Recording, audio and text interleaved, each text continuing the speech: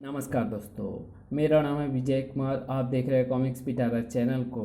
तो चलिए दोस्तों, हम लोग कॉमिक्स पढ़ रहे थे घातक जंगल, जो कि कोबी भेड़िया और तिरंगा का टू इन वन विश्वांक है। इसका पहला और दूसरा पार्ट मैंने अपने चैनल पर अपलोड कर दिया है। पहले और दूसरे पार्ट में मैंने इस कॉमिक्स को 40 पेज तक कवर कर लिया था। अब इस पार्ट में इसके आगे कहानी को शुरू करते हैं। जल्दी दोनों उस जगह पहुँचे जहाँ उन्हें पहुँचना था। यहाँ मौजूद लैब के मैप के अनुसार उस लैब में पहुँचने के दो रास्ते हैं। एक यहाँ से 5 किलोमीटर दूर स्थित काली नदी नामक नदी के किनारे बनी पहाड़ी खाई के बीच से होकर जाता है, और दूसरा यहीं कहीं है, जो इस पेड़ की खो में हाथ डालकर खुलेगा। तुम्हारे उस खो में हाथ डालते ही सामने मौजूद पहाड़ी दो हिस्सों में बट रही है, और सामने आ रहा है अंडरग्राउंड लैब में जाने का रास्ता। आओ अंदर चलें और उस रहस्य को जानें जिसने सभी को चिंता में डाल रखा है। रहस्य आंखों को आश्चर्य से चौड़ा कर देने वाला था। ओह, यहाँ तो सभी टेक्नीशियन, सभी सुरक्षाकर्मी लंबी बेहोशी की हालत में पड़े हैं।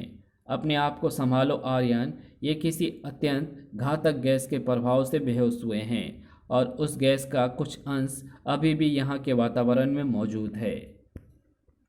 यहाँ कोई बहुत बड़ी ट्रेजेडी हुई है, और हमें मदर कंप्यूटर रूम में जाकर ही उसका पता लग सकता है। मदर कंप्यूटर रूम का तो और भी बुरा हाल था। मदर कंप्यूटर नष्ट हो चुका है। इसका क्या मतलब हुआ? मैं मदर कंप्यूटर से जुड़ी बाकी कंप्यूटर का निरीक्षण करता हूँ, शायद उससे कुछ पता चले। जल्दी आर्यन के कंठ से आतंक से लबालब भरे स्वर निकले। Oh no, no! क्या हुआ? किसी ने यहाँ मौजूद परमाणु मिसाइलों के सारे प्रोग्राम को तो इरेज कर ही दिया है, साथ ही परमाणु मिसाइलों के प्रोग्राम में उनके ब्लास्ट होने का प्रोग्राम भी डाल दिया है। अगले 48 घंटों में यहाँ मौजूद चारों परमाणु मिसाइलें यहाँ से ब्लास्ट होकर अपने टारगेट पर जा गिरेंगी, और अब इन मिसाइलों का टारगेट कोई दुश्मन देश नहीं, बल्कि अपने ही देश के 4 मुख्य महानगर हैं। Oh no! मिसाइलों को ब्लास्ट होने से रोको आर्यन। ये असंभव काम है तिरंगा।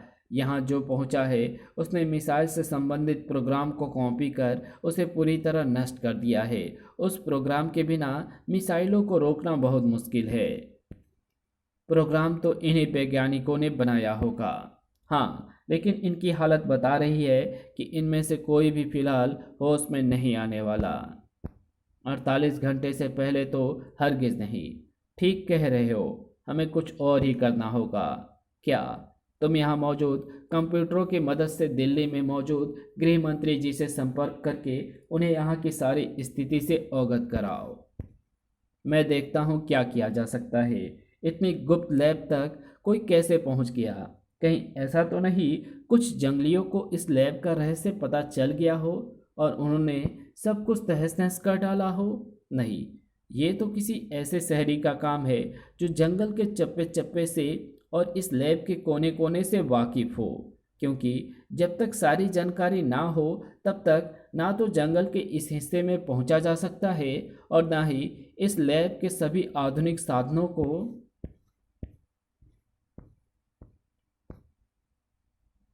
मात देकर मदर कंप्यूटर को नष्ट किया जा सकता है। सभी साधनों से लैस होकर यहाँ आने वाला वो शहरी कौन था? क्या मैं उसका पता लगा सकता हूँ? ये क्या है? खून की बूंदें। यहाँ तो सब कुछ इतनी सफाई से हुआ है कि किसी की पसीने की बूंद भी नहीं गिरी। फिर ये खून की बूंदें यहाँ कहाँ से आई? ये जरूर उसके खून की बूंदें हैं जिसने मदर कंप्यूटर को तोड़ा है, और ये वही शख्स है जिसकी मुझे तलाश है। क्या मुझे उसकी कोई और निशानी भी यहाँ मिल सकती है? तिरंगा की निगाहें खुर्दबीन की भांति वहाँ अपने मतलब की कोई चीज़ ढूंढने में व्यस्त हो गई। जल्दी मिट्टी। ये मिट्टी निश्चय ही किसी के जूते में फंसकर यहाँ आई है, लेकिन किसके? इस लैब का तो ऐसा सिस्टम है कि यहाँ से कोई भी बाहर नहीं जा सकता, यानी ये मिट्टी उसी के जूतों में फंसकर यहाँ आ सकती है जो बाहर से अंदर आया है। और बाहर से अंदर तो वही शख्स आया था। 1 मिनट, इस मिट्टी का रंग कुछ अजीब सा है, लाल रंग। और इस लैब के आसपास की मिट्टी इस रंग की नहीं है। ये तो जंगल के किसी और हिस्से की मिट्टी है। हो सकता है वो वापस उसी जगह गया हो। अब मुझे ये जानना है कि ये मिट्टी जंगल के किस हिस्से की है। और ये बात मुझे एक ही शख्स बता सकता है भेड़िया, जो इस समय मौजूद होगा फूजो बाबा के घर पर। तिरंगा, तुम यहाँ? हाँ भेड़िया, एक ऐसी समस्या के साथ जिसका हल अगर तुरंत नहीं निकाला गया तो अनर्थ हो जाएगा। तिरंगा ने सब कुछ भेड़िया और फूजो को बता दिया। सब कुछ सुनने के बाद, ये तो सचमुच बहुत ही भयावह स्थिति है। हाँ, और अगर वो शख्स मिसाइलों से संबंधित कंप्यूटर फ्लॉपी को लेकर जंगल से बाहर निकलने में सफल हो गया तो स्थिति और भी बदतर होगी। फिलहाल तो जंगल से कोई भी शहरी बाहर नहीं निकला, क्योंकि अगर ऐसा होता तो जंगल से बाहर निकलने वाले सभी रास्तों पर तैनात मेरे द्वारा सिखाए गए पशु पक्षी मुझे इसकी सूचना जरूर देते। मैं अभी जंगल के हर निवासी एवं पशु पक्षी को उस पर निगरानी रखने के लिए बोल देता हूँ। यह हमारे लिए अच्छी खबर है कि वो शख्स इस समय जंगल में ही है। हम उसे जल्द ही ढूंढ लेंगे। उसे ढूंढने का एक क्लू तो मेरे पास है। बस मुझे इतना पता चलना चाहिए कि इस जंगल में लाल मिट्टी किस हिस्से में पाई जाती है।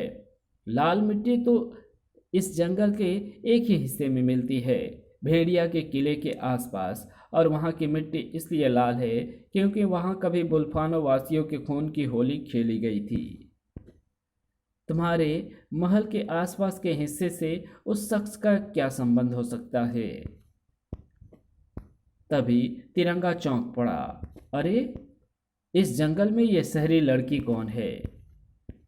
जेन नाम है इसका। कभी ये फ्रांस की धुरंधर देशभक्त जासूस हुआ करती थी। जिस समय भेड़िया पेरिस में था तब इसे भेड़िया से ऐसा लगा हुआ कि वो अपना सब कुछ छोड़कर भेड़िया को लेकर यहाँ जंगलों में आ गई। अब भेड़िया के साथ ही रहती है यहाँ। उसके हाथ में चोट लग गई है, इसलिए वो मेरे पास पट्टी बंधाने यहाँ आई है। फ्रांस की धुरंधर जासूस अपना सब कुछ छोड़कर भारत के इन जंगलों में आ गई, सिर्फ भेड़िया के लगाव के कारण। फ्रांस के एक खूबसूरत जासूस जिसका सारा देश एक से एक सुंदर युवकों से भरा हुआ है, इसे भेड़िया जैसे एक जंगली से एकदम लगाव हो गया। क्या ऐसा हो सकता है? नहीं हो सकता। जेन जैसी फ्रांस की देशभक्त जासूस को सिर्फ भेड़िया का लगाव यहाँ खींच कर ले आया। ये बात गले से नीचे नहीं उतरती। हो सकता है जेन को फ्रांस से असम के जंगलों में मौजूद परमाणु लैब का लगाव यहाँ खींच कर लाया हो और वर्षों यहाँ रहकर जासूसी करके उसने लैब के बारे में पूरी जानकारी इकट्ठी कर ली और आज उस जानकारी के बल पर उसने अपना काम कर दिया हो। तिरंगा का दिमाग बहुत देर तक मंथन करता रहा।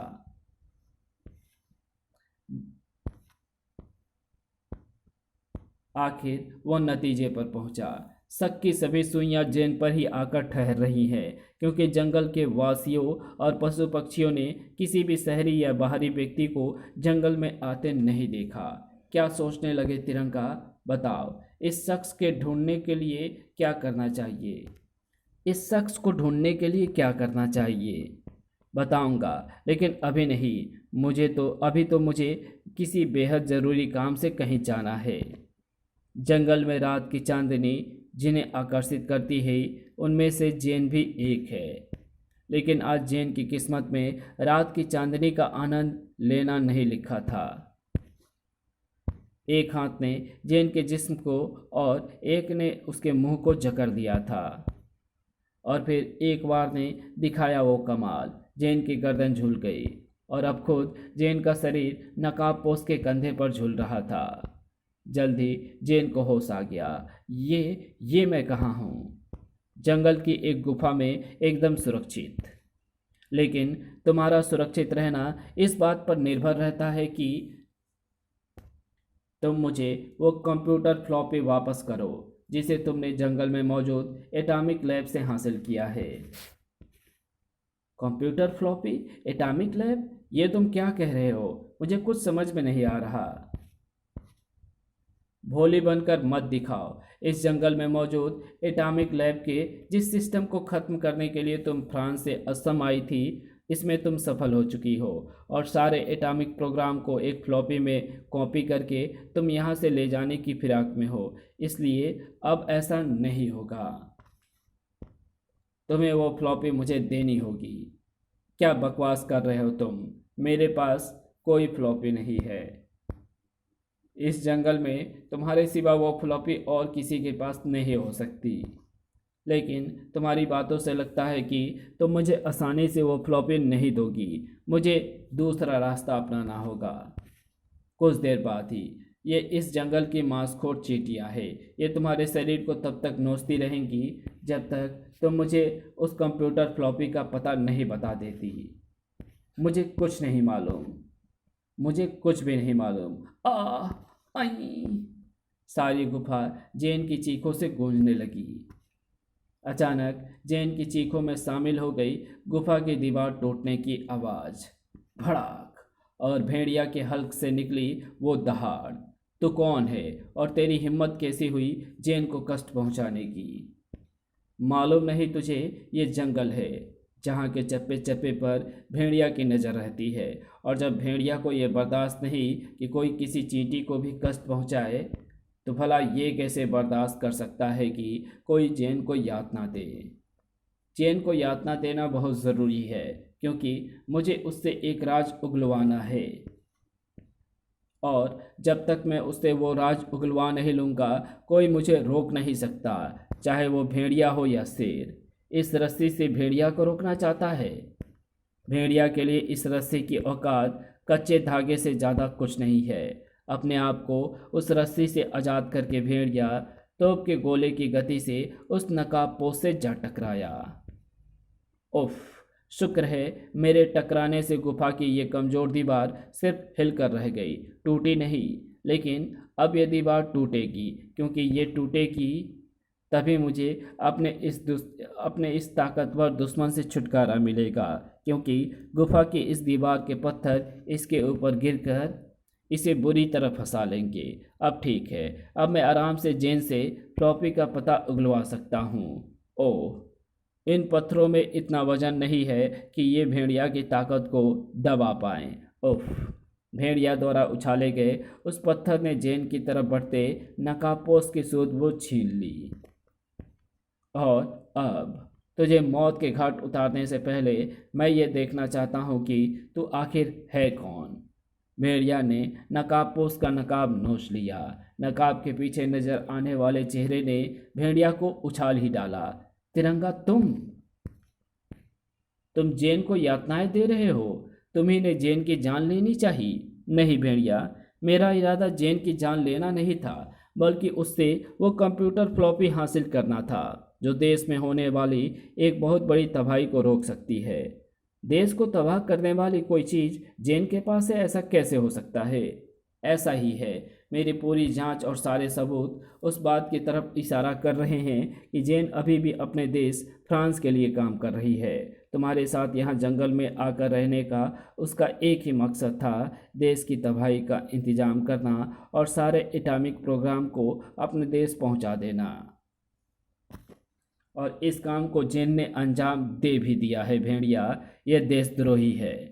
ये झूठ बोल रहा है। हमारे पास समय बहुत कम है भेड़िया, इसे मेरे हवाले कर दो, नहीं तो सारा देश तबाह हो जाएगा। रुको तिरंगा, मैं जेन से बात करता हूँ। भेड़िया जेन की तरफ पलटा। क्या तिरंगा सच कह रहा है जेन? क्या सचमुच तुम्हारे पास देश को तबाह कर देने वाला कोई यंत्र है? सच बताओ, मुझे बताओ जेन। तुम्हें मेरी सौगंध। भेड़िया ने जेन का कांपता हाथ अपने सिर पर रख लिया। मैं तुम्हारी सौगंध खाकर कहती हूँ भेड़िया, मैं देशद्रोह नहीं। मैंने ऐसा कोई भी काम नहीं किया जिससे इस देश पर कोई भी आँच आए। मैंने किसी भी एटॉमिक प्रोग्राम को नष्ट नहीं किया। मेरे पास कोई कंप्यूटर फ्लॉपी नहीं है। ये सब झूठ है। ये तुम्हारे सिर पर हाथ रखकर तुम्हारी कसम खाकर भी झूठ बोल रही है। भेड़िया, जेन भेड़िया से कभी झूठ नहीं बोल सकती। जेन कभी भेड़िया की झूठी कसम नहीं खा सकती। तूने अपनी गलतफहमी की वजह से जेन पर बहुत जुल्म किया है, इसे बहुत सताया है। ये बहुत बड़ा पाप किया है तूने, और इसकी एक ही सज़ा है, तो जंगल से निकल जा अभी इसी क्षण। लेकिन दोस्त नहीं, दुश्मन। इस क्षण के बाद अगर तू जंगल में नजर आया तो भेड़िया तुझे दोस्त के रूप में नहीं, दुश्मन के रूप में मिलेगा। और इस जंगल में तुझे भेड़िया की दुश्मनी कितनी महंगी पड़ेगी ये तो खुद ही समझ सकता है। भेड़िया तिरंगा की एक भी सुनने को तैयार नहीं था। उसने तिरंगा को तुरंत ही जंगल से निकल जाने का अल्टीमेटम दे दिया था। अब क्या होगा? क्या तिरंगा जंगल से निकल जाएगा? क्या परमाणु मिसाइलें भारत के महानगरों पर गिर जाएंगी? जीन का क्या रहस्य है? क्या वो सचमुच अपने देश फ्रांस के लिए काम कर रही है? क्या फ्लॉपी किसके पास है जो अगर नहीं मिली तो हो जाएगा देश तबाह, और मिल गई तो हो जाएगा दुश्मन का मिशन नाकाम। इसी के साथ ये कहानी यहीं समाप्त होती है। तो मिलते हैं आपसे इसके अगले पार्ट में, तब तक के लिए बाय। अगर आपको ये वीडियो अच्छी लगी हो तो इस वीडियो को लाइक शेयर कमेंट ज़रूर कर देना। चैनल पर नए हो तो चैनल को सब्सक्राइब कर ऑल नोटिफिकेशन को सिलेक्ट ज़रूर कर देना। Thanks for watching my videos.